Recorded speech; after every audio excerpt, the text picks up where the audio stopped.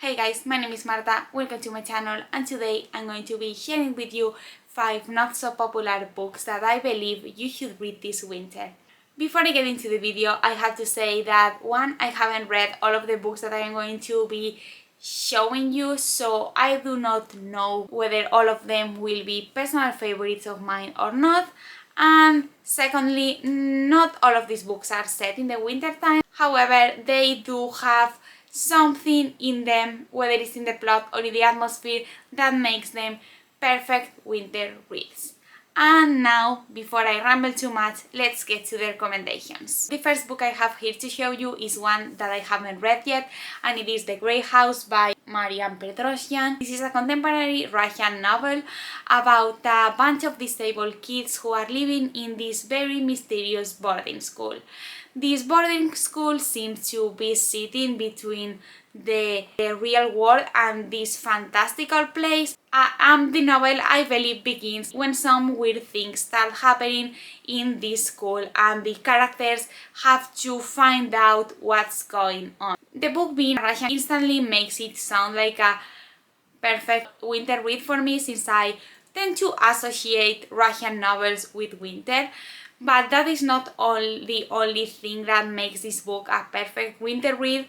The fantastical elements and the apparent found family that I believe is going to form between the cast of characters that are featured in the novel are two other things that I believe are both very wintry and even a bit Christmassy. For what the plot says, the book seems to be very reminiscent of Piranesi, which is a book that I didn't personally enjoy, but I really like the concept of, and the fact that it is this strange house also reminds me a bit of House of Leaves, a book that I haven't read yet but that I am very excited to get to as soon as I have the time. Also, the fact that it's set in a boarding school reminds me a lot of The House of the Cerulean Sea, a book that was very popular on BookTube a few years ago and that I sadly didn't read, but that was described by people who enjoyed it as a perfect, cozy, found family read. And that there are some concepts that I think are featured in this novel, or that I at least can guess will be featured in it from what we can gather from its synopsis. According to Goodreads reviews, the book is also very magical and very beautifully written, so that is also a plus when it comes to wintry atmospherical novels. And if all of that is not enough for you to want to pick up this huge book, the size of which also makes it perfect for a lot of cozy afternoons reading while drinking a hot drink, I don't know what else can convince you to pick it up. The next book I have here to show you is one that I read for uni last year, and it is Enfance by Nathalie Sarraute, translated to English as Childhood. This is a piece of autofiction by the French/Russian author Nathalie Sarraute, in which she reflects about her childhood and the moments that shaped her as a person. As an author from the Nouveau Roman movement, the book is very fragmentary, and the author really focuses on those moments that made her as a person but that aren't so happy moments. The book is very much focused on her most brutal memories, them being related to some anger that he doesn't know the source of, on her hard search for an identity because of her childhood spent in two very different countries, Russia and France. This is a book in which our protagonist nostalgia shines through the pages, but it is not really a happy nostalgia, it's more of a sad one, it's more of a nostalgia that our narrator and author has to face in order to understand herself. It is also a book that is unique because of the way it's told. We have two different scenarios, if we call it that way, one of them being the memory she's sharing with us, and the other one being the conversation she's having with her old self in order to retrieve those memories. This is a book that doesn't really have an ending, I have to say, since it was supposed to be the first part in a trilogy of her memories, and that's why the title is Childhood, which was obviously inspired by Tolstoy's Childhood, Boyhood, Youth, in a way also highlighting her Russian ancestry. This is a book that is very beautifully written despite its simpleness in terms of writing style at some moments, and one that at the same time also reflects on the becoming of an author, since there are some instances in the book in which Natalie Sarraute reflects upon herself and upon her own writing. This is also a book in which the fragments that have to do with her childhood are seen through the eyes of a child, so you can really sense the feelings that a very young person would feel. You do not only see her almost incomprehensible anger that he doesn't even know what to make of, but also the jealousy and the incomprehension she felt at some point in her life. It's lastly a book that also talks a lot about family and the relationships that build inside that family, and it's overall a very beautiful book that will make you want to read more from this author. It's a book that focuses on the small moments of life, despite them, the ones that are being here not being the most positive ones, but it's overall a very beautiful read. And last, before I put down this book, the thing that I think makes this book the perfect wintery read is the fact that it is a piece of autofiction. For me, the winter time, it's a time of reflection, of reflecting on who you are, and that is done in no better way than in a piece of autofiction or in a memoir. So that is why I think Natalie Sarraute's Childhood is one of those books that if you want to read, you have to read during the winter time. And speaking of family and of university reads, the next book I have to recommend is one that I read this year for my American literature class, and it is Solar Stones by Linda Hogan. This is a piece of Native American fiction in which our author does not only share the myths that make up her culture, but also talks about the hardships of being Native American and all the horrible things Native Americans have had to face in history. The book follows Angel, who is a girl who has just come back to the place and tribe her mother grew up in after having spent most of her life in foster families. The book focuses on Angel as a broken person and her journey to becoming herself.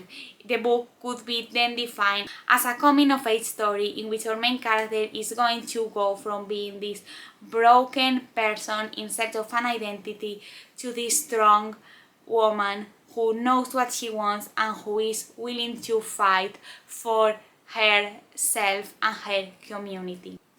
The book then talks a lot about her relearning her traditions and then moves on to talk about the ecological debacle that is taking place in the north of her, where some Native Americans are going to be taken out of his houses because there is going to be a water mill built. The second part of the book then is one that focuses more on ecological themes and on nature and the power of nature, as well as on the needs to preserve it, and as well as on social injustice.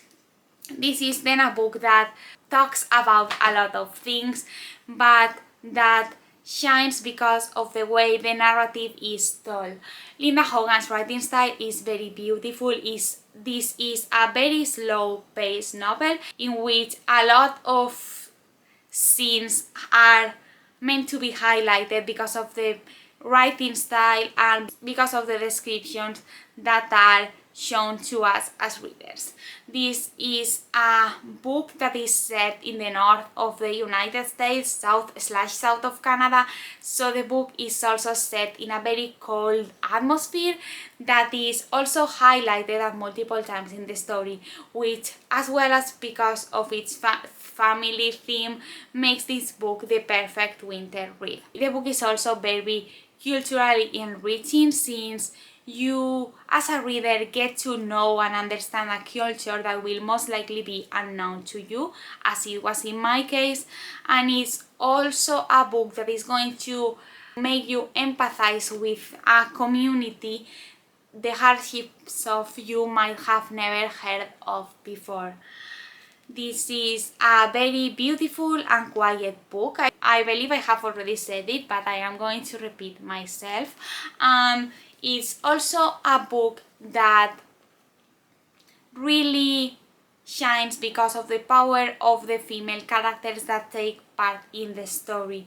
It's a book about this almost sisterly familial relationships that are built between the different women in the story, as well as between the rest of the characters that take part in it. It's a book that is very empowering, that is very beautiful, as I have said multiple times, and it's overall a book that is going to show you how important it is to be strong, as well as how it is possible to heal from a deep trauma. And speaking of sad books about sad families, the next book I have to recommend is Memoirs of a Polar Bear by Yoko Tawada. This is a book that I read back in 2020, right before the pandemic even happened. It is a book that, as the cover suggests, focuses on 3 generations of a family of performing polar bears. It is a book set in a circus that is really going to emphasize the pains and the hardships of life of this family of polar bears. This is both a very magical and sad story in which animals take the front seat and their sufferings and pain are put right in front of you. This is a book that is both very historical and culturally enriching, and it is one that, as the one before, you can highlight because of its beautiful writing style. The book, despite being from a Japanese author, was translated from the German, and I believe the translator made a wonderful job in translating the beautiful images that the original must have had. This is a book that is short, but that reads very slowly and in a way that helps you situate yourself there where the story is taking place and makes the journey through 3 generations feel more real. This is a book that is very wintry because of the characters being polar bears and because of it being set in a circus, because circus stories were meant for the winter and you cannot deny that. It's a book that also has this sort of magical atmosphere, and I believe that makes it a very wonderful read. I can't believe I have never heard anyone recommend this on BookTube. This was one of my best reads of 2020, and I would be very happy if I have the time to reread it soon, because I have very good memories of my first reading experience, and I believe it's time for me to give it a reread. And the last book I have to recommend is one that I haven't read yet, but I am hoping to get to this winter, and it is George Sand's Un hiver à Majorque, translated to English as A Winter in Mallorca. This is a semi-autobiographical story by George Sand in which she talks about her trip to Mallorca with the famous composer Chopin. This is supposed to be a ride of a book, very entertaining, very romantic, and very beautiful. I haven't seen many people read it, but according to the reviews on Goodreads, it is a good one. Plus, I love your son, so I know that reading this will only bring me pleasure. As of why this is a winter book, I have no other reason different than the one that is that the book takes place in the winter time, and it even has winter in its title. So, is it perfect for the winter time? I am sure it is. And George Sand is a fantastic author, so if this isn't easy to find in English, which I don't really know, I strongly suggest you pick up something else by her because she's amazing. And yeah, this is one of her shortest works, and it is one about which a sort of retelling was recently published, and I am looking forward to reading that one. But before doing that, I would like to read the original. So that was all for today. I hope you enjoyed this video. If you did, give it a thumbs up and comment down below if you've read any of these books and what are your thoughts on them. Comment down below what are you going to read this winter and what not so popular books you recommend reading during the winter time. Subscribe to my channel if you see more from me. Give this video a like if you enjoyed it, and I hope you're listening amazing, and I will see you in my next video. Bye!